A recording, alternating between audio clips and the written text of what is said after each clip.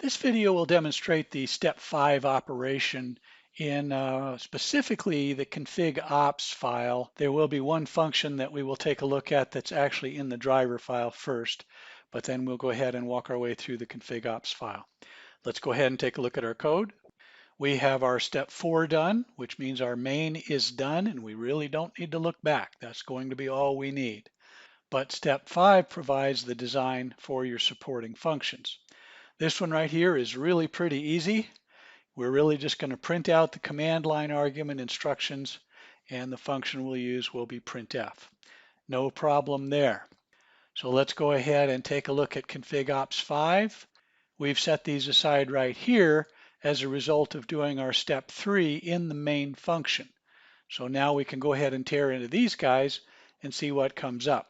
The clear config data function has just one task, and that is just to get rid of the config data structure that we'll be using on that. There's no need to dig down because it's just really one set of data. So what we will do here is we will check if it's not null. Now this is important because there are times that this could fall through to here that config data never actually got allocated. So we have to check first that it's not null. So we will free this data structure memory here. We'll go ahead and give that back with the free operation. And then what we will do is set the config data to null. Now that is actually already happening in this if statement, but it didn't happen until we got that freed. Alternatively, if we didn't pass this test right here, we still go ahead and set the data pointer to null and then return it back to the config data type call. So this gets set to null. If anybody ever checks it later on, they'll know that it's null. Okay, that's our clear config data. Let's take a look now at display config data. Now display config data actually has quite a bit in it because it actually displays line by line the configuration data.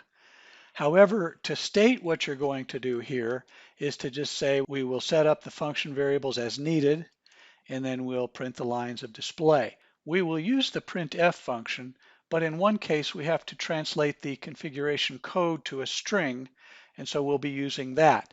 Now that means we need to come down here and set up config code to string in one of our methods. Let's go ahead and do that. I have set up the config code to string specifications here. It really is just going to translate our codes, our numerical codes, back into strings here. This one's going to be pretty simple too, but I've got a stub here going. We'll come back and pick that up later. So we've got that covered right there, and then there's not much else to do in display config data except to display all those lines of display. We'll come out to that a little bit later on when we get to step 6. So let's go down to get config data. Now this is not trivial, so we'll be spending some time on this one. Let's take a look. With get config data, basically our challenge here is to go through the entire file, the config file, and pick off all the data items, verify that their leaders, in other words, the prompt strings in front of each data item, are correct, but you also have to understand that these can be out of order. The version number could be the first one, or it could be the last one, or it could be in the middle. So we have to make sure that we pick them off as they come along and then load them into the file. So let's go ahead and get started here. We'll always start by initializing the function. We've got a few things to initialize here. Constant number of data lines, and that is, I believe, 10, something like that, in the file, but we want to set that so we keep track of it. Set a read-only constant, which is going to help us just do the read-only part when we call the open file. Create a data pointer for input, and this will be the data pointer that actually points at our config data, and we'll be returning it back to our parameter pointer here a little bit later on. Notice that's a double pointer, so we'll be using a single pointer and assigning it to the double pointer at the end. So this will be our temporary to get us started here. Next up is to declare any other variables, and there's a handful. We go on down here, we'll set the end state message. Now this is the output via the parameter. We're going to set that to success. We'll make some kind of statement of success here if in fact this returns true and nothing else goes wrong. So we'll come in here and initialize that config data pointer in case of return error. Okay, so we will initialize that just to set it to get started in case we have to, just everything fails at this point after. We will open the file, but then we'll check for failure. If there's a failure, we'll report it to that string, and then we'll return file access failure. We've already set the data pointer in preparation for this, and we haven't actually allocated any memory at this point. So we'll get that first line, again check for failure. If there's a failure, then we'll close the file access, and then we will go ahead and send back a message here that we had a corrupt leader line. So we'll return the corrupt file data itself here. That's a comment here, that'll be a false. And then we'll go ahead and create a temporary pointer. This is assuming we passed this test. We did not fail. We'll go ahead and create a temporary pointer to the config data structure, and that will be allocating our memory. Now we'll loop to the end of the config data items. And again, remember we might pick this up in any order. So we have to handle these things as we come through. But remember, I also do a start and end for my loop, keep track of where everything is at. I'll get a line leader. That we'll just reach in and get a line 2. We'll do that from our string operation here. And we'll check for failure in getting any kind of line. And we'll be testing for the particular line leader here. If we do fail in getting the line leader, then we will go ahead and free the memory that we've allocated here. We will close the file, set that message for return, and then we will return a false incomplete file error. So next up, let's say we passed through all that. Everything didn't fail, we're good. So now we're going to find the correct data line by number. So we're going to get data line in code. Now this is a method we're going to need to use here. So we'll go ahead and create that now, at least create the stub for it. This is a utility function. It's actually a little bit large in terms of code, but it's very simple. It just links in there and it says, okay, is it this leader string? Is it that leader string? Is it version number? Is it memory size? Is it process cycles or whatever? It'll check for all these and verify. And if it finds it, then it will return a code number representing that. If it doesn't, it will go ahead and send back a corrupt file error here in our return. So we'll come back and handle that a little bit later on. Coming back here, we've got our get data line code here, and we will check for the data line found. If it's found, it got a correct code here. If that's the case, we'll get the value. We'll check for the version number if that's it and get it with a function of this fscanf is how we're going to get data from the file here if that's what we needed. Otherwise, we'll check for metadata or log2 file names. These would be string quantities, and we'll capture those with an fscanf for string input. Otherwise, it's all going to be integer data, so we'll capture it with fscanf integer operations. So we will check for our get value in range, and it's a little bit long-winded inside of there, but it's just going to be a tool that just says, okay, if it's a version, it should be between here and there. If it's a memory, it should be here and there.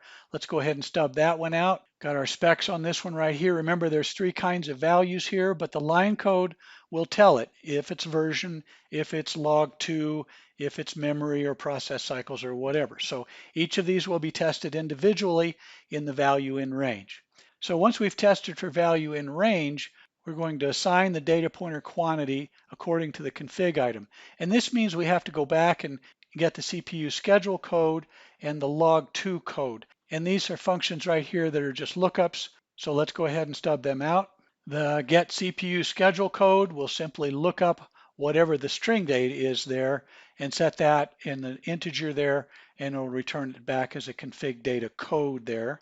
And then the get log2 code will do the same thing, file monitor both, and send it back as a config data code to be encoded in the config struct. Once we have all of those assigned, and this is kind of a long list because it's one of each thing in the config, but once we've got that, then we can come back here, and if we did fail that test for value in range, we assume we're not in range here, free the memory, close the file, set the message to out of range, and return out of range will be a false. Now this right here comes back from checking for the data line found. If that's the case, once again, free the memory, close the file, set the message, and return our corrupt config file code, which is just a false. So now we're going to increment the line counter. The line counter will just keep going up. We'll only go up as many lines as we're supposed to have. If it falls through that, then we're going to have a problem with that as well. All right, having done that, we'll acquire the end of symconfig string. That last line in there that just says end of symconfig file there. We'll grab that one and we will check it. It's got to be correct. If not, we free the memory, close the file, set the message, and return our corrupt file data false right there. Last but not least, we have this temporary pointer we've been using all along, but we're going to assign it back to this double pointer right here so it can be in fact returned as a parameter. And then last but not least, we will close the file. We will return no error code, which will actually be true here. Our config code to string is really just a lookup. So all we're going to say there is return the appropriate code depending on the string.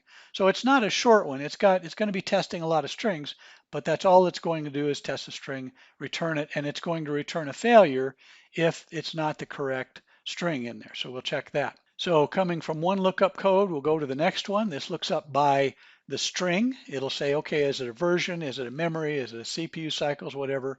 And then it's going to return a code into one of the constants that we're using here. And so that's really, again, just a lookup of step 5. It's not a lot of design. There'll be a step, a line for each one of these. So take a look at that later. All right, coming to value and range, very comparable. Again, another lookup. It'll look up by line code. If it looks up by the line code for memory, then it'll check and see if it's between 1K and 100K. If it looks it up, for example, for CPU processes or for IO processes, it will sit within the limits of that. So again, just another lookup. So let's go ahead and take a look at our design on this right here. We'll always start with initialization. We're going to use the line code to identify the prompt line here. So this could be an if statement, it could be a switch statement, either one. Probably a switch statement that's nice and clean.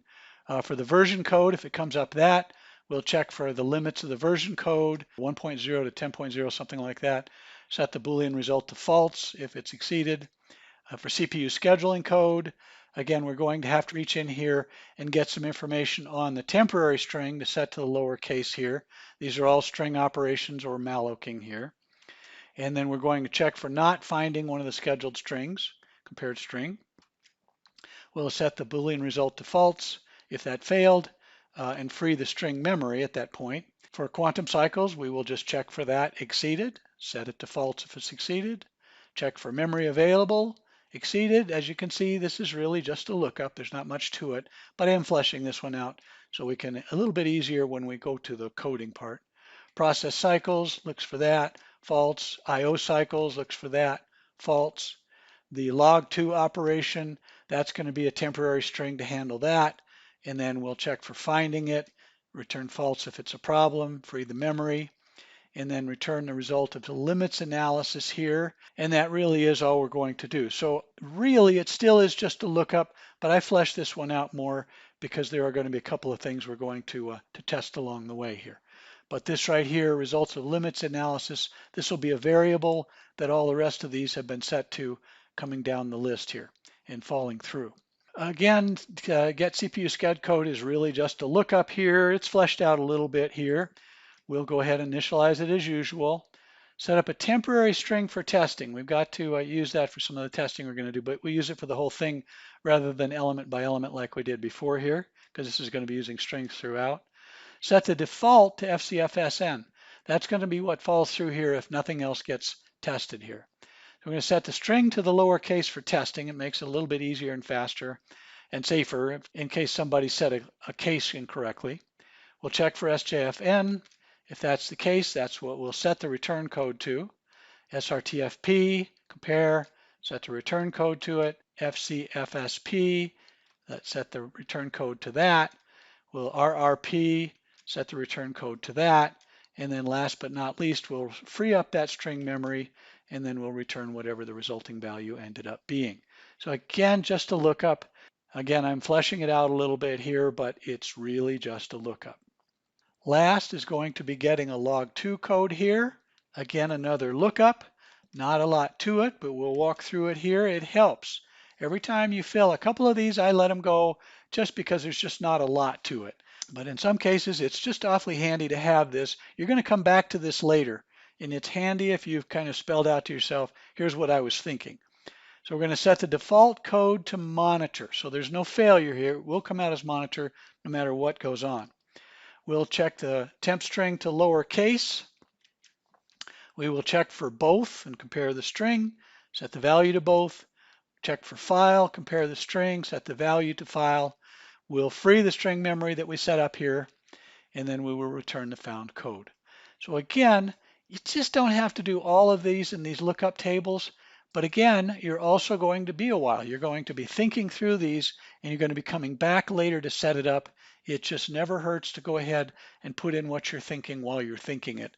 And then later on, all you have to do is fill in blanks.